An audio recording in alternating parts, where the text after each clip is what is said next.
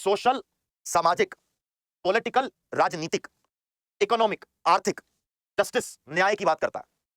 Article 39A equal justice and free legal aid, यानी कि सबको समान जस्टिस, न्याय मिलना चाहिए।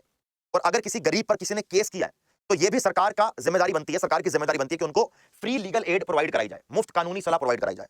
आर्टिकल 40 बोलता है कि हर राज्य में विलेज पंचायत का, गांव में पंचायत का गठन होना चाहिए। बेसिकली ये गांधीयन प्रिंसिपल है। आर्टिकल 44, मुझे नहीं पता कि इतना ज्यादा पसंदीदा क्यों है एसएससी के एग्जामिनर्स का, यूनिफॉर्म सिविल कोड। कितनी बार अभी सीएचएसएल के एग्जाम में 3-4 बार आर्टिकल 44 को लेकर क्वेश्चन आया। एक बार पूछा कि भारत के कौन से राज्य में आर्टिकल 44 यूनिवर्सल सिविल कोड लगा है, गोवा के अंदर लिखा है, लगा हुआ है। अभी बाकी स्टेट्स में लगाने की, इवन पूरे भारत में लगाने की बात चल रही है। तो आर्टिकल 44 यूनिफॉर्म सिविल कोड ध्यान रखेंगे आप।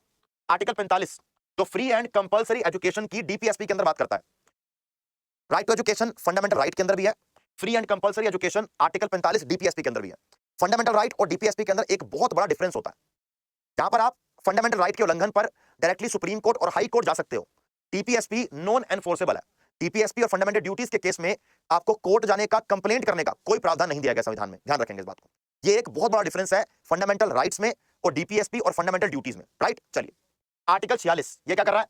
ये वीकर सेक्शन के राइट्स को प्रमोट करने की बात करता है, उनके एजुकेशन राइट्स को, उनके इकोनॉमिक राइट्स को, उनको अपलिफ्ट करने को, कि उनको जिस स्थिति के अंदर वो लोग हैं उस स्थिति से उनको ऊपर उठाया जाए। यह आर्टिकल 46 बात करता है। आर्टिकल 51 इंटरनेशनल पीस और सिक्योरिटी की बात करता है। राइट, चलिए